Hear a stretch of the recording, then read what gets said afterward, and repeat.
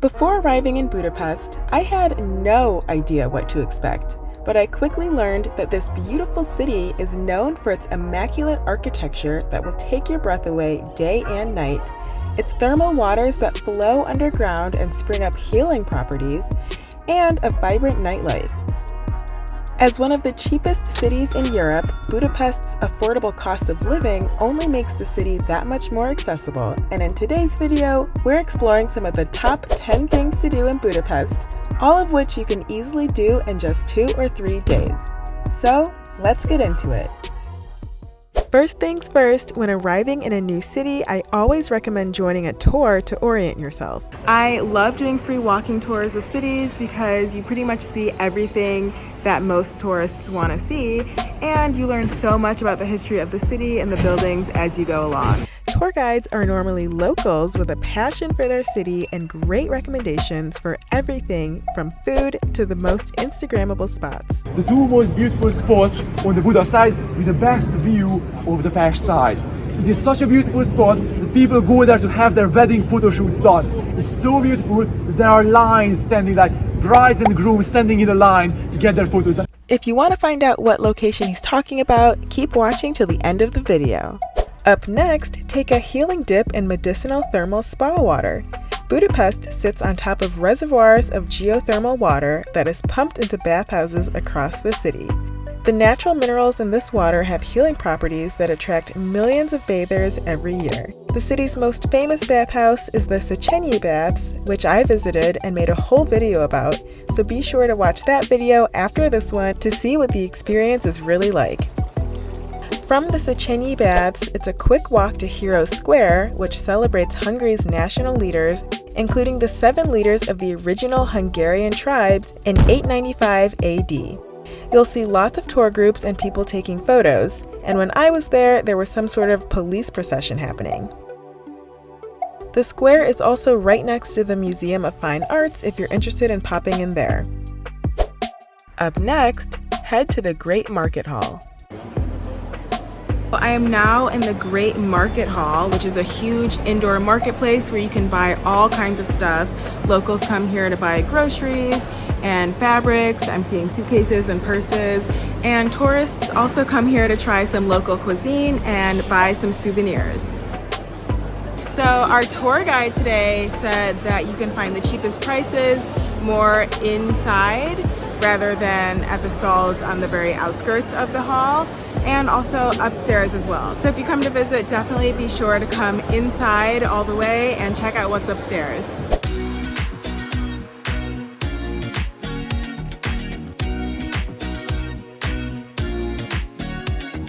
So right behind me is the famous Parliament building, and it is so iconic. If you've ever seen photos of Budapest, you've probably seen this building in them. The architecture is incredible, and at night it lights up and is so spectacular, and you can get the best view of it from the other side of the river in Buda. Also, something to check out in this area, right to the side of the front of the Parliament building, you can find the memorial called Shoes on the Danube Bank. This memorial is meant to honor the hundreds of Jewish people that were killed during the Second World War by the fascist Hungarian militia.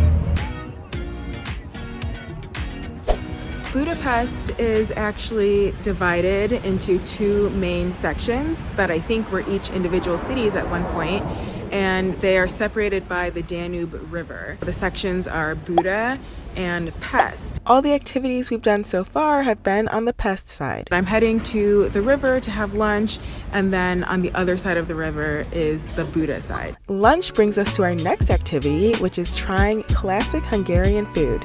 I tried the fried egg noodles and enjoyed a refreshing Budapest mule. I just had lunch at that restaurant.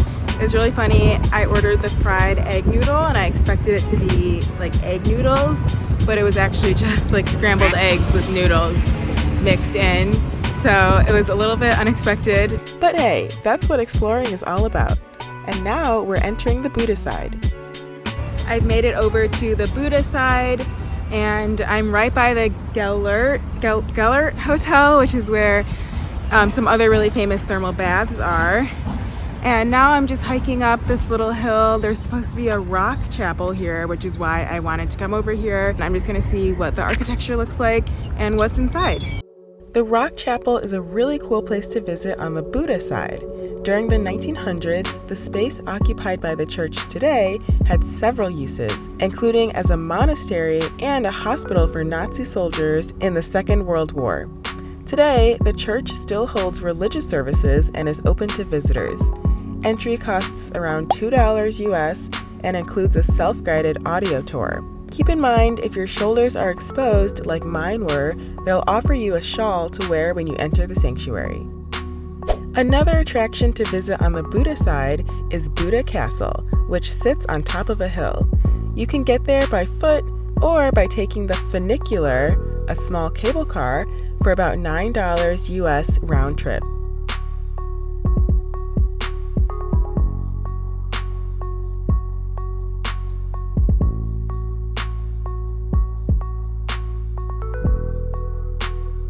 I've made my way up to Buda Castle, which is this building right behind me.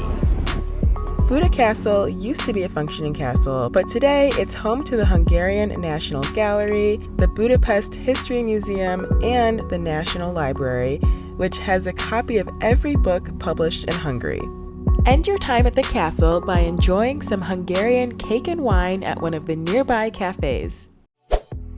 I finally made it to my last destination in Buda, and that would be Fishermans Bastion, which will make you feel like you're in a fairy tale. The monument is free to explore and looks like the perfect castle, making it a very popular spot to take photos, as the tour guide mentioned earlier. Plus, the view of the Pest side across the river is gorgeous. This place is so gorgeous, and I keep hearing it getting compared to Hogwarts from Harry Potter, and I actually totally agree. This castle is stunning, and I would say it's a must-do when you're in Budapest. Plus, it gives you an amazing view of the Parliament building right behind me, which is one of the most quintessential Budapest buildings that you can find.